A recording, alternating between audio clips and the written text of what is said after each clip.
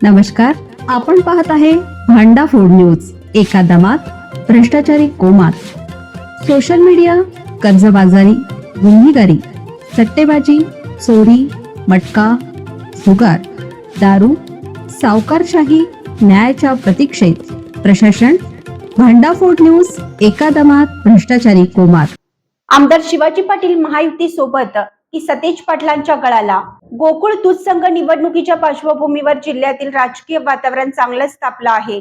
2 महिन्यापासून सत्ताधारी नेते राज्याचे वैद्यकीय शिक्षण मंत्री हसन मुश्रीफ यांच्यावर गोकुळच्या कारभारावरून सातत्याने टीकास्त्र सोडत चंदगडचे आमदार शिवाजी पाटील हे सध्या गोकुळच्या राजकारणाच्या केंद्रस्थानी आहेत. प्रशासक आणण्यासाठी प्रयत्नशील ठरलेले आमदार पाटील यांच्या भूमिकेकडे संपूर्ण जिल्ह्याचं लक्ष लागलं आहे. यातच सन्मानकारक जागा दिल्या नाहीत तर आमदार सतेज पाटील हे आम्हाला लांबचे नाहीत असं वक्तव्य केल्याने आमदार पाटील हे महायुती सोबत जाणार की सतेज पाटील यांच्या गळाला लागणार याबाबत तर्कवितर्क सुरू आहेत. जिल्ह्यात गोकुळच्या निवडणुकीत महायुतीच्या माध्यमातून निवडणूक लढवण्याचे प्राथमिक संकेत महायुतीच्या सर्व नेत्यांनी एकत्र येत हात उंचावून दिले आहेत. मात्र आमदार शिवाजी पाटील यांनी गोकुळमधून मंत्री मुश्रीफ यांना बाजूला करणे हे आपले ध्येय असल्याचे स्पष्ट केले होते. राज्याचे मुख्यमंत्री देवेंद्र फडणवीस यांचे निकटवर्ती म्हणून आमदार शिवाजी पाटील यांची ओळख आहे.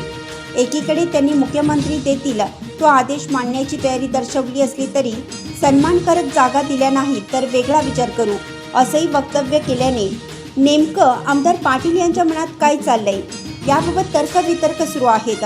आमदार पाटील यांनी भडगाव तालुका गडिंग्लज येथे कार्यकर्त्यांच्या बैठकीत बोलताना गोकुळसाठी जास्तीत जास्त ठराव गोळा करा, गडिंग्लज उपविभागीय किमान 5 जागा व 5 वर्षात एकदा तरी अध्यक्षपद मिळवायला हवं अशी मागणी केली. या मागण्या मान्य केल्या नाहीत तर महायुतीला रामराम ठोकून विरोधी सतेज पाटील यांच्यासोबत जाण्याचेही त्यांनी संकेत दिले आहेत. त्यामुळे नेमकं आमदार पाटील यांचे दबाव तंत्र आहे प्रत्यक्षात तेही भूमिका घेऊ शकतात याबाबत चर्चांना ऊत आला आहे.